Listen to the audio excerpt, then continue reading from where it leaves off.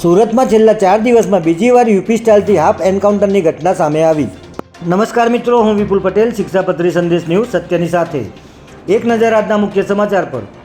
સુરતમાં છેલ્લા 4 દિવસમાં બીજી વાર હાફ એન્કાઉન્ટરની ઘટના સામે આવી છે. તાજેતરમાં બેંક લૂંટના કેસના આરોપીના રિકન્સ્ટ્રક્શન સમયે પોલીસે આરોપીના પગમાં ગોળી ઝડપી દીધી હતી. ત્યારે હવે એક કિશોરની હત્યાના આરોપીને પકડવા જતા સમયે પોલીસે આરોપીના પગમાં ગોળી મારી હોવાની ઘટના સામે આવી છે.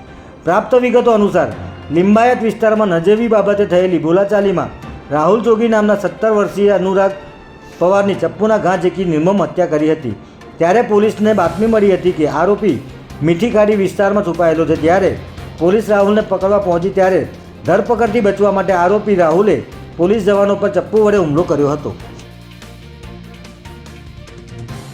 પરિસ્થિતિ વણસતા લિંબાયત પોલીસ ઇન્સ્પેક્ટર ડીડી ચૌહાણે ત્વરિત સ્વ બચાવમાં પોતાની સર્વિસ રિવોલ્વરથી 2 રાઉન્ડ ફાયરિંગ કર્યું હતું, જેમાં એક ગોળી આરોપીના જમણા પગમાં વાગતા આરોપી ફસડાઈ પડ્યો હતો. જે બાદ પોલીસે તાત્કાલિક આરોપીને દબોચી સારવાર માટે હોસ્પિટલ ખસેડ્યો હતો.